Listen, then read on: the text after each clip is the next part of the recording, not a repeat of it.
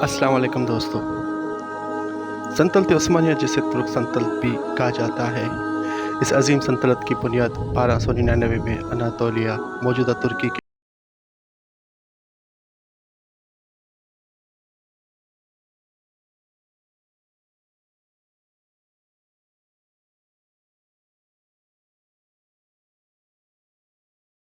मजबूत कर लिए और 15वीं सदी के आखिर तक सल्तनत उस्मानिया की हुक्मरानी 7.6 मिलियन मुरबा मील तक फैल चुकी थी, जिसमें तुर्की, मिस्र, यूनान, बल्गारिया, रोमानिया, मकदूनिया, हंगरी, फ़लस्तीन, उर्दन, लबनान, शाम, जज़ीरा नुमा अरब और शुमाली अफ्रीका के कुछ हिस्से शामिल थे। सल्तनत उस्मानिया की हुकूमत मुसलमानों की तारीख़ का एक सुनहरा दौर था, जिसमें दीनी और दुनियावी तालीम के मराकज़ और अस्पतालों की तामीर हुई। तुर्कों ने तुब, कानकनी और अस्करी टेक्नोलॉजी में तरक्की करने के साथ साथ बड़े पैमाने पर तिजारत को फ़रोग़ दिया। सल्तनत उस्मानिया की कामयाबी की वजह उनकी जंगी महारत थी। सल्तनत के सिपाहियों को बेहतरीन ट्रेनिंग फराहम की जाती थी और ये लोग दीन से कल भी लगाव रखते थे। जिहाद की बरकत से उन्हें कामयाबियाँ मिलती गईं और सल्तनत उस्मानिया के सामने बड़े जंगजू लश्कर भी ढेर होते रहे।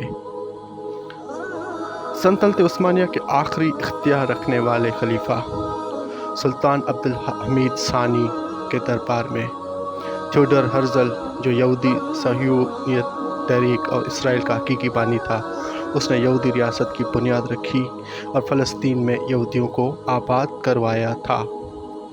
थियोडर हर्ज़ल एक बड़ा जर्नलिस्ट और सियासी कारकुन भी था।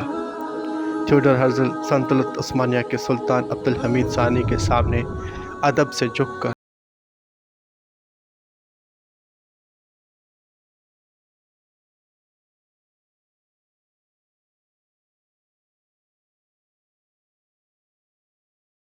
उनकी मुसलमानों के सामने नज़र तक उठाने की औकात नहीं थी।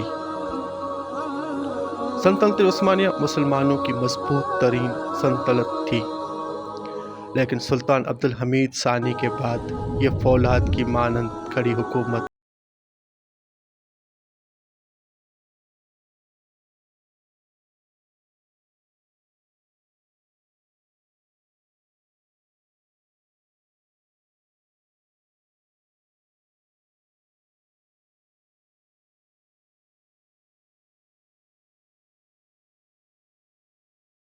को हड्डी डालना शुरू कर दी।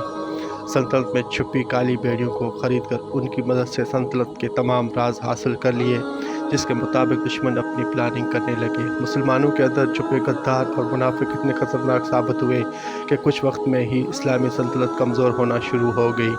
इनमें आपसी इख्तिलाफात पैदा होने लगे और सुल्तान अब्दुल हमीद सानी की हुक्मरानी के खात्मे तक दुश्मन सल्तनत उस्मानिया पर हावी हो चुके थे।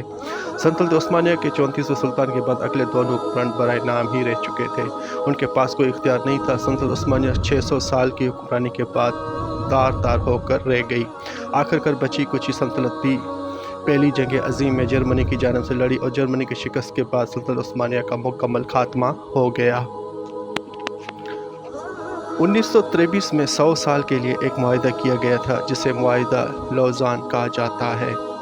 इस मुआहदे की वजह से आखिरी सुल्तान महमूद शीशम मुहिद्दीन, जिन्हें शाह बाबा भी कहा जाता था, उन्हें माज़ूल कर दिया गया और ऐसी शराइत रखी गई जो बिल्कुल मुसलमानों के ख़िलाफ़ थी। लेकिन मुसलमानों को ये शर्तें मानना पड़ी, क्योंकि तुर्कों का सारा ज़ोर साजिशों की वजह से टूट चुका था और उनके तमाम तर वसाइल और ख़जानों पर अंग्रेज़ काबिज़ हो चुके थे। मुआहदा लौज़ान की मुद्दत 2023 में पूरी हो जाएगी, जिसके बाद कई रियासतें तुर्की के पास आ जाएंगी।